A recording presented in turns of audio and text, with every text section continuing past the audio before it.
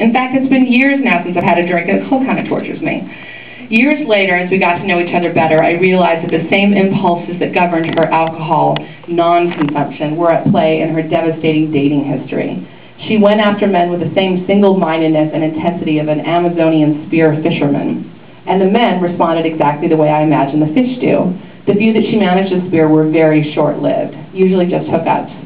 Men are hunter-gatherers, I continually reminded her, sounding like a 50s sociology textbook. They like a little mystery.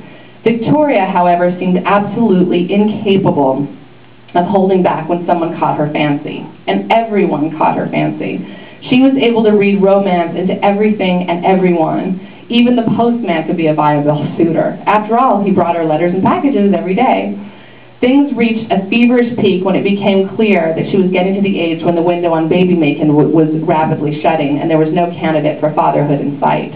After watching her solicit every eligible man in Manhattan for his sperm, it got to where I was afraid to leave her alone with anyone of the opposite sex, lest she bring up her project.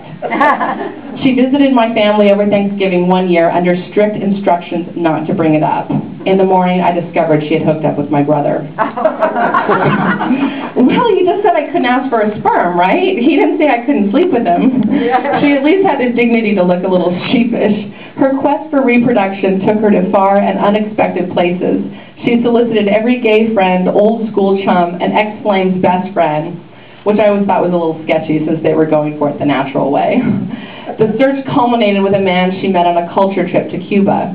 She somehow got him to agree to donate his sperm and found various reasons to go back and keep trying. No small feat given the stringency of laws at the time. A guy with one ball. He has a fake one, but it's incredibly lifelike, she offered. You wouldn't even know unless he told me. Eventually it got to the point where I told Victoria to talk to me before every date so that we could discuss areas of conversation that should be off limits. In addition, she would forward her emails to me and I would do my best to decode them and help craft a response. You should have a dating column, a sort of Dear Abby for our time, and Victoria would enthuse. You're so good. Mostly I would give her time limits on how long to wait before she could respond. None of this, however, led to any improvement. This confounded me until I found out later, through mutual friends, that all of the suggestions and tips I gave her, what I considered to be thoughtful, practical, well-seasoned dating advice, went unheeded.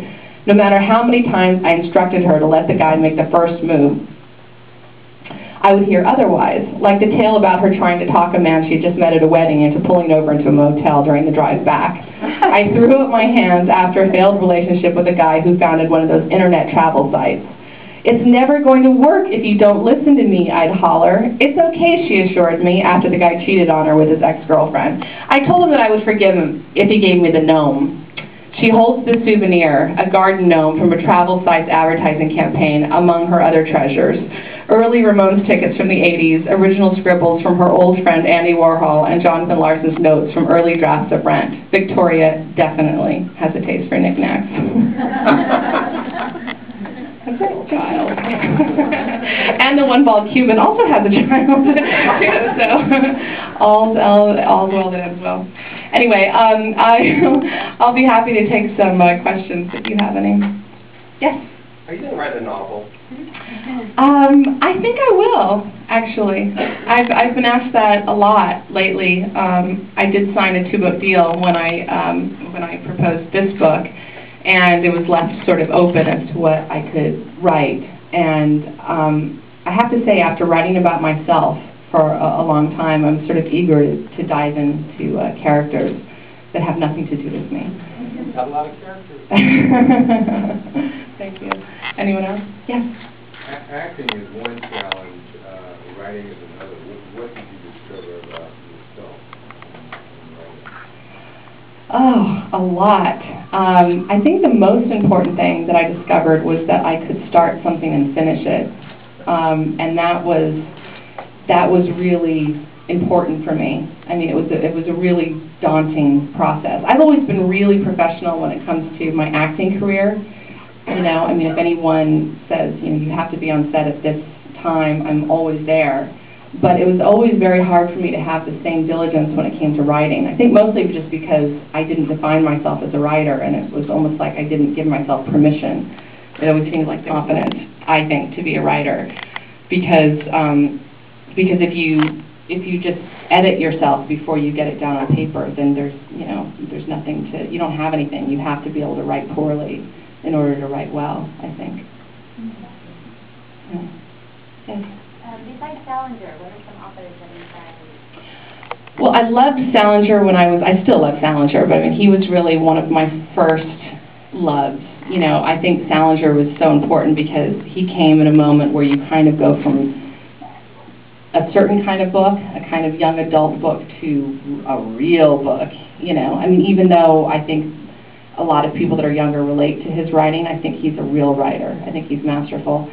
And I've sort of rediscovered him again, you know, after his death. I've kind of gone back and read everything. I'm so impressed by him.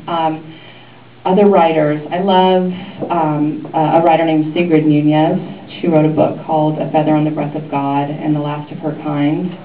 And Jonathan Franzen is a favorite. Philip Roth, a woman named Carol Shields, who wrote a book called The Stone Diaries, which I think is one of the most beautiful books ever written. And F. Scott Fitzgerald. I think those are among my favorites. And Raymond Carver, definitely. Good question. Anyone else? There wasn't a whole lot of exercise going on.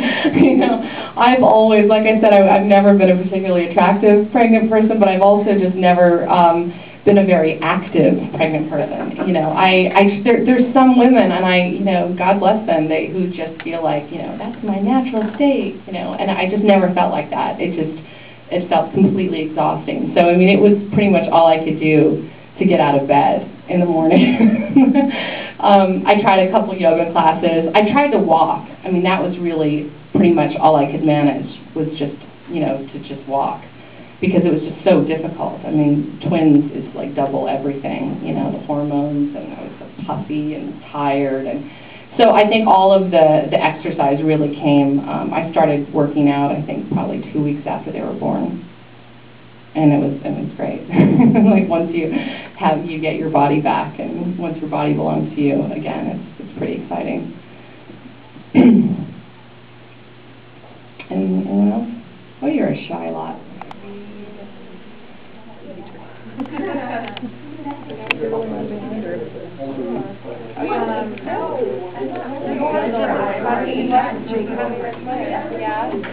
My kids are just starting to recognize each other at 10 months. Yeah, they're starting to play tag and chase each other. It's really sweet. I think they're going to be really good friends.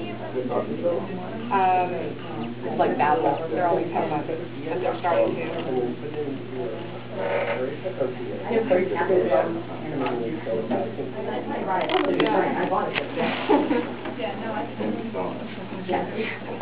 Thank you. Depending on the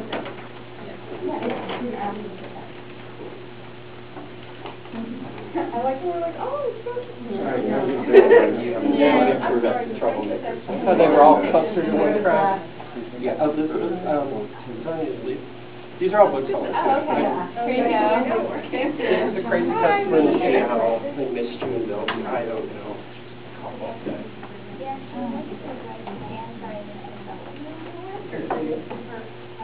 I used to work here a For long many years, time my ago. right hand.